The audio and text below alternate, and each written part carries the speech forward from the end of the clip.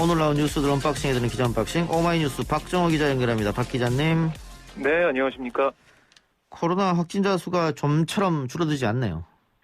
네, 오늘 신규 확진자 수 지역 발생이 441명, 해외 예비 22명으로 총 463명인데요. 이 최근 유행 상황을 보면 가족 모임, 지인 모임, 또 직장, 목욕탕 등 일상생활 곳곳으로 감염 사례가 나오고 있습니다. 특히 경남 진주시 한 목욕탕과 관련해서는 방문자, 종사자, 가족 등을 중심으로 확진자가 연이어 나오고 있어서 지금까지 총 199명이 확진됐고요. 거제시의 유흥시설 관련 확진자는 58명으로 늘었습니다. 그리고 강원도 속초에서는 이 체조원과 어린이집 등을 중심으로 확진자가 속출하면서 최근 이틀 새 30명이 확진됐고, 이 상황들이 계속 좀 이어지고 있는 상황이고요. 그리고 서울 용산구 직장 양천구 교회 관련 사례에서는 지난 14일 이후 직장, 종사자, 또 교인, 확진자의 가족, 지인 등이 잇따라 확진되면서 현재까지 11명 감염됐고, 경기 양주시의 유치원 사례에서는 누적 확진자가 10명으로 늘었습니다. 예, 지금 현재 6시 47분인데 현재 시각 코로나 확진자 수는 200명대 초반이니까 이대로 가준다면은 뭐 300명대로 유지할 것 같거든요. 조금 떨어져서. 네, 내일 발표 때는 400명대가 아닌 300명대로 좀 떨어졌으면 하는 그런 바람이고요. 네. 아스트라제네카 안정성 논란이 계속되고 있는데 유럽에서는 뭐 이게 문제 없다 이렇게 결론 내린 국가들이 속출하고 있네요. 나오고 있네요. 맞습니다. 지금 유럽의약품청이 안전위원회를 열어가지고 백신과 혈전의 연관성 없다. 아스트라제네카의 문제성에 대해서 혈전과 연관성 찾지 못했다라고 얘기를 했거든요. 여기에 대해 국내에서는 계속해서 아스트라제네카의 문제점을 지적하는 목소리 오늘 국회에서도 나왔는데요. 예. 정은경 질병관리청장이 국회 예결위에 나왔더니 이 무소속 이용호 의원이 이렇게 물어봤습니다. 화이자, 아스트라제네카 백신 이 둘 다 좀 어떻게 보면은 비교가 좀 되고 있는 상황인데 어떤 백신을 선택하겠느냐 이렇게 좀 물어봤거든요. 예. 그랬더니 정은경 청장은 둘 다 효과나 안정성 면에서 큰 차이가 없다라고 강조를 했고요. 예. 질병관리청은 현재 1차 대응 요원으로서 아스트라제네카 백신을 맞고 있고 정은경 청장이 저도 조만간 맞을 계획이다라고 설명을 했습니다.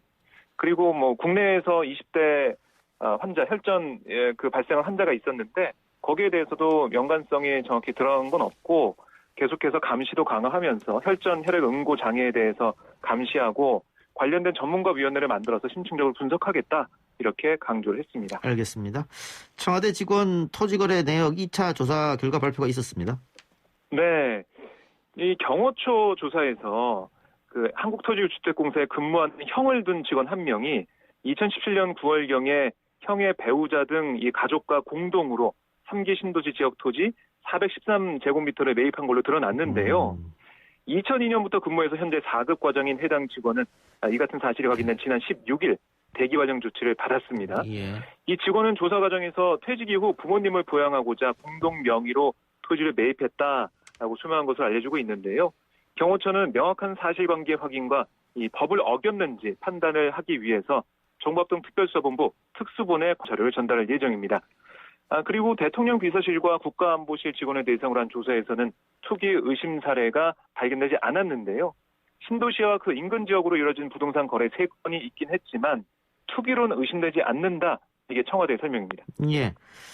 문제가 불거져서 LH 사태 대통령이 청와대 전수조사 지시했고 첫 네. 발표 때는 없었다고 했는데 이제 2차 발표 때는 이제 일부분이 나온 거고요. 앞으로 그렇죠. 계속 들여다보겠다 이 얘기죠, 청와대는. 네, 그러니까 다 들여다봐서 밝혀진 게 있으면 그 밝혀진 대로 수사를 의뢰하고 다 명명백백히 다 드러내겠다 예. 이렇게 얘기하고 있습니다. 3기 신도시 관련한 토지거래를 한 공무원 공기업 또 추가로 적발된 사람들이 나왔어요. 네, 28명이 추가로 적발이 됐는데요. 정보합동조사단이 지방자치단체 개발 업무 담당 공무원과 지방공기업 직원 8,780명 가운데 개인정보 동의서를 제출한 8,653명을 대상으로 조사를 해봤습니다. 그랬더니 28명이 3기 신도시 지구와 인접 지역 내 토지 거래를 했다 이렇게 확인을 했는데요. 지자체 공무원이 23명, 지방공기업 직원이 5명이었습니다. 이 중 28명 가운데 23명 투기가 의심돼서 수사 의뢰를 하기로 했고요. 나머지 5명은 가족 간 증여로 추정되는 거래가 확인됐는데 향후 수사 참고 자료를 활용할 수 있도록 정보합동 특별수사본부에 이첩을 하겠다 이렇게 얘기를 하고 있습니다. 수사 의뢰 대상이 된 23명 소속을 보면 광명시 소속이 10명, 안산시 4명, 시흥시 3명, 하남시 1명, 부천도시공사 2명, 경기도시공사 1명, 과천도시공사 1명, 또 안산도시공사 1명입니다. 예. 근데 세종시청을 압수수색한 것은 왜입니까? 경찰이 했다고 하던데. 네, 지금 뭐 세종시청을 동시다발로 압수수색을 했는데요. 압수수색한 곳을 좀 보면 세종시청의 토지정보과 또 산업입지과 건축과 그리고 세종시의회 사무처 이곳에 수사관을 보낸 거거든요. 그러니까 여기 연서면 스마트 국가산업단지 내 토지거래 내역 자료를 확보했습니다. 예. 그러니까 컴퓨터 하드디스크도 확보를 했는데 그러니까 이 국가산단 예정지 시세 차익을 노리고 땅을 매입한 다음에 이른바 벌집 주택을 건축했다. 그런 의혹이 제기가 됐거든요. 예. 그러니까 여기에 연루된 것으로 보이는 세종시 공무원 3명과 민간인 4명을 부패방지법 위반 등 혐의로 불구속 입건해 수사를 하고 있습니다. 그러면 뭐 3기 신도시만 파는 게 아니고 경찰은 다 한번 들여다보겠다 이 말인 것 같습니다. 맞습니다. 세종시도 그렇고요. 좀 부산 가덕도 쪽에 여러 가지 지금 제보가 들어오고 있기 때문에 거기도 지금 들여다보고 있거든요. 예, 국민들의 그러니까, 분노가 이렇게 높을 때 네. 모두 뿌리 뽑겠다 이런 각오로 임하는 것도 뭐 좋은 거죠. 맞습니다. 지금 특수본 얘기를 들어보면 이게 특수본에서만 하는 게 아니라 전국 18개 시도 경찰청에서 동시다발적으로 수사하고 있어요. 그래서 지금 제가 뭐 몇 개만 말씀드렸지만 수사를 진행하고 있고 압수수색도 뭐 전국적으로 계속 이뤄질 것으로 보입니다. 예, 알겠습니다. 자, 그런데 여야가 LH 직원들의 땅 투기 사태를 방지하기 위해서 새롭게 이제 법을 만들겠다 이러고 있는데 네. 그중에서 이 미공개 정보로 투기하면 투기 이익을 최대 5배까지 환수하고 네네. 최대 무기징역까지 네. 선고할 수 있는 법을 만들겠다 이렇게 얘기했어요. 그거 좀 설명 좀 해주세요. 네, 오늘 국회 이 국토교통위원회가 전체회의를 열었습니다. 그래서 업무 중에 알게된 미공개 정보를 부적절하게 악용해서 이익을 얻으면 최대 5배까지 환수한다. 이 공공주택특별법 개정안인데요. 이걸 좀 합의를 했고요. LH 직원들의 비밀 누설 형량을 2배 강화한 이른바 LH법 개정안도 의결을 했습니다. 그러니까 지금 보면 공직자가 직무상 알게 된 정보를 투기 등에 악용할 경우에는 현재 5년 이하의 징역 또는 5천만 원 이하의 벌금에 처하고 있는데 지금 뭐 청취자분들 들으시면서 너무 약한 거 아니야 이렇게 말씀하실 것 같아요. 그 수위와 기준이 약하고 명확하지 않다는 게 여야의 공통된 지적이었습니다. 그래서 처벌 수위를 미공개 정보 혹은 부정 정보를 이용해 취한 이익의 3배에서 5배 상당의 벌금으로 올리고 아울러 이익의 규모에 따라 징역형이 가중될 수 있게 했고요. 또 범죄로부터 발생한 재물 혹은 재산상 이익을 몰수 또는 추징할 수 있게 했습니다. 그리고 제가 말씀드린 LH법 개정안 이 내용을 잠시 또 말씀드리면 공사 전현직 직원이 직무상 알게 된 비밀을 누설할 경우 2년 이하 징역 또는 2천만 원 이하의 벌금에 처하게 했는데 뭐 여기까지는 여야가 잘 합의했는데요. 다만 우리가 또 궁금한 게 이 법 시행 이전 위반 행위로 얻은 재산을 소급해서 몰수하고 추징하는 방안 이걸 좀 기대를 했었지 않습니까? 많은 국민들이 당연히 그 이야기를 하고 계시죠.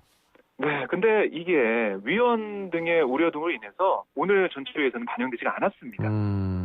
앞으로 뭐 논의를 더 해볼 걸로 좀 저는 예상을 하고 있는데요.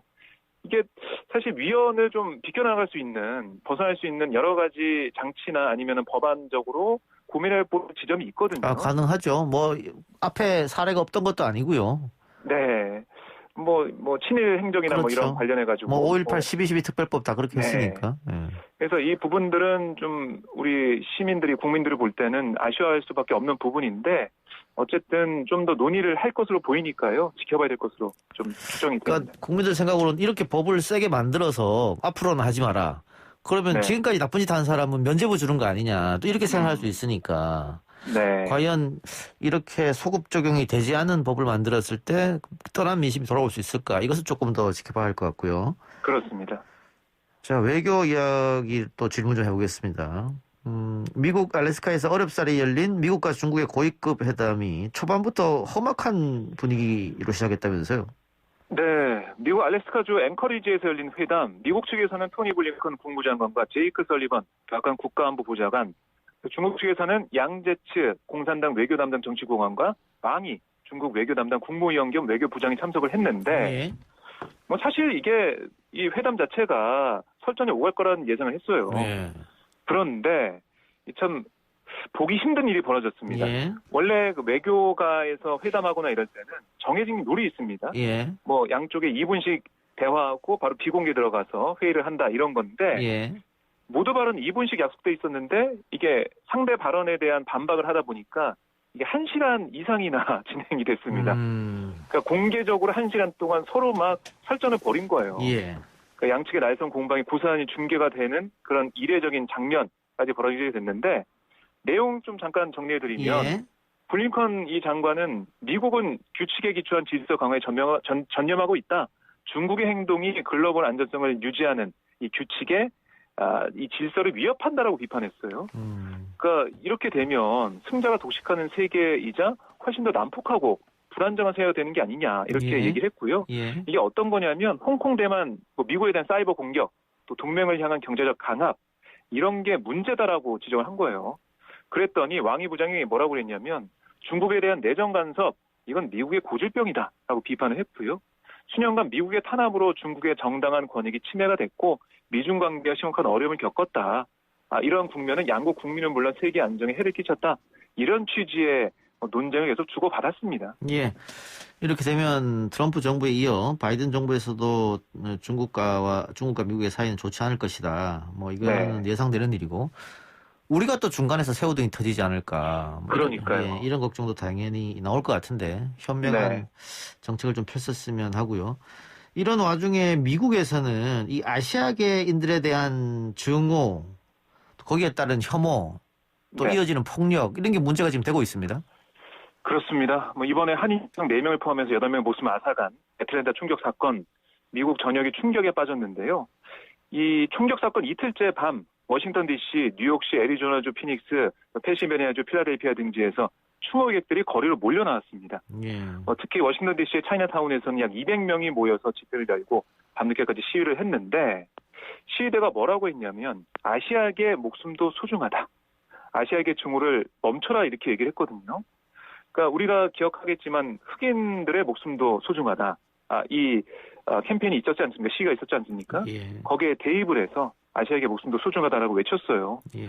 그러니까 이렇게 계속해서 얘기를 하면서 지금 보면 오늘도 뭐 미국 내에서는 뭐 중국계 할머니가 예. 폭행을 당한 일이 있었거든요. 예. 그러니까 이런 폭행 사건이 계속 일어나고 있어서 더 이상 참을 수가 없다. 이런 목소리가 커지고 있고요.